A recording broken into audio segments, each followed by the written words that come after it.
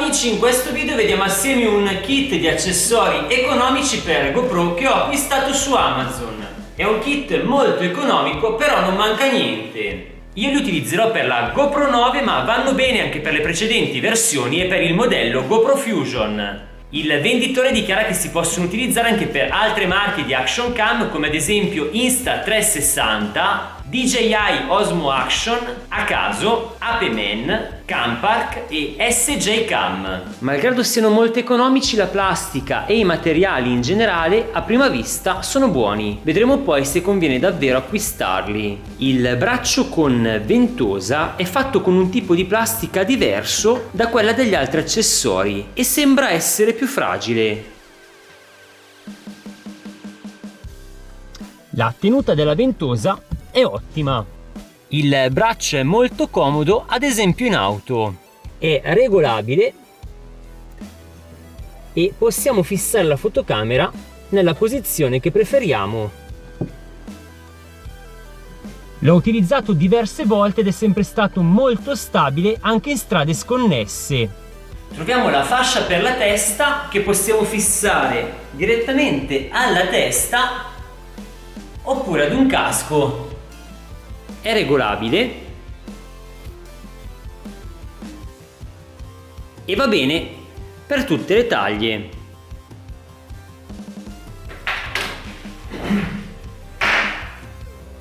Questa è la pettorina.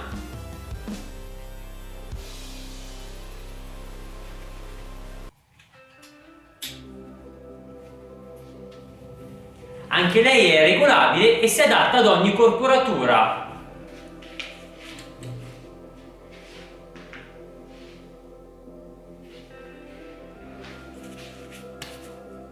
Per fissare la fotocamera dobbiamo utilizzare l'apposito gancio incluso nella confezione.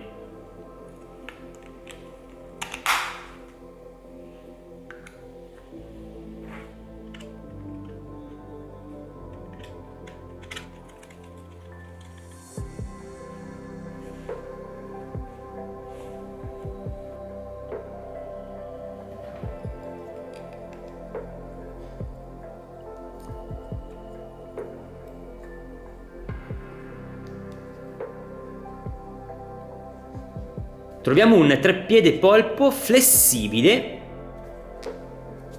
comodo per quando teniamo in mano la fotocamera o la dobbiamo fissare ad un supporto come ad esempio un albero. Fascia per il fissaggio ad un casco.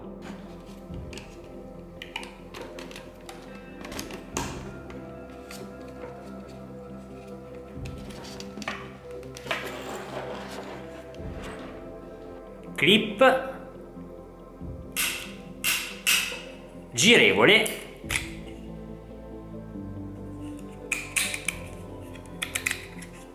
per fissarla alla cinghia dello zaino oppure dell'attrezzatura.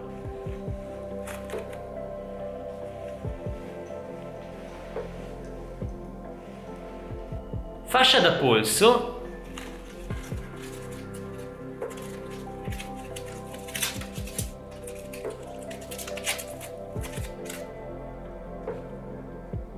Anche questa girevole di 360 gradi.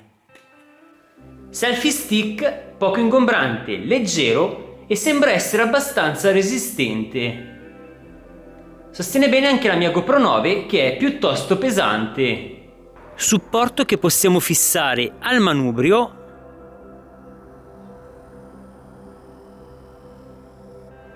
al sellino o a un tubo in generale. Teniamo conto che solo questo supporto originale GoPro costa 45 euro, quindi più dell'intero kit. Una impugnatura galleggiante. Non poteva mancare il gancio standard per fissarla al selfie stick, al treppiede snodato ed eventualmente a un cavalletto fisso. Troviamo anche una comoda valigetta in cui possiamo riporre gli accessori principali o di volta in volta quelli che dobbiamo utilizzare. Gli accessori sono davvero tanti e tutti non ci stanno. Fin qui niente di difficile, vediamo adesso gli accessori più complicati. Quando ho tolto quest'asta dalla scatola mi sono subito chiesto a cosa servisse. Va fissata al casco. Per montarla dobbiamo usare diversi componenti. Possiamo fissare sul casco un attacco con il biadesivo. L'attacco serve per fissare un gancio a cui possiamo collegare un'estremità dell'asta. Io uso quest'altro gancio che ho fissato al casco con una fascia. Collego quindi l'asta e all'altra estremità possiamo fissare appunto la fotocamera.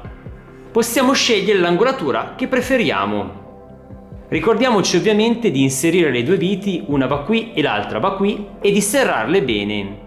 Possiamo fissare la cam anche ad un casco completamente piatto, senza scanalature, come questo che uso per lo snowboard. Anche in questo caso dobbiamo ricorrere a diversi componenti. Con il biadesivo fissiamo un attacco sul casco. Io ovviamente non lo sto facendo davvero, sto simulando. E a questo applichiamo un gancio.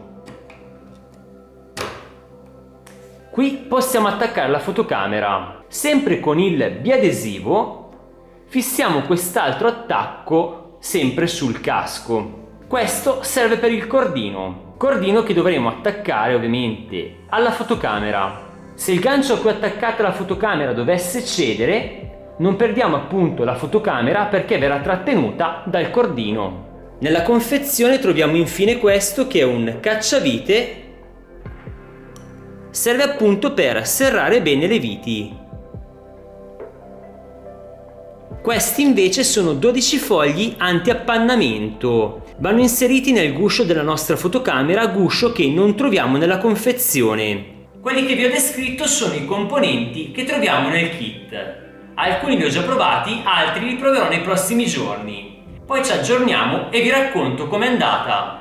Sono quindi economici, sono tanti da usare in svariate occasioni e attività, ma sono resistenti e quindi convengono davvero? Cominciamo dall'impugnatura galleggiante. È da una settimana che la sto mettendo alla prova. L'ho immersa in acqua, vediamo se la tenuta è stagna. Allora, galleggiare galleggia ancora.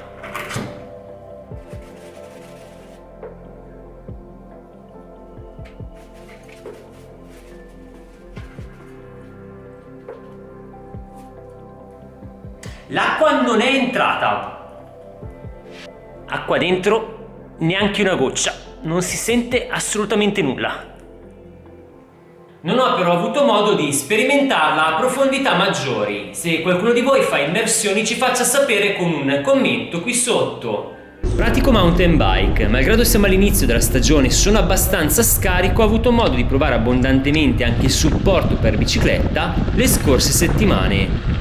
L'ho fissato non solo sul manubrio, ma anche in altre parti del telaio ed ha tenuto benissimo. Ho fissato la GoPro anche al casco con l'apposita fascia. Anche lei si è comportata molto bene. Si è forse un po' allentata, ma non eccessivamente. Un'estremità si sta però già sfilacciando.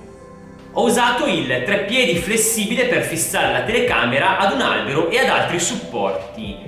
Merito anche del buon grip delle gambe, la telecamera è sempre rimasta saldamente al suo posto.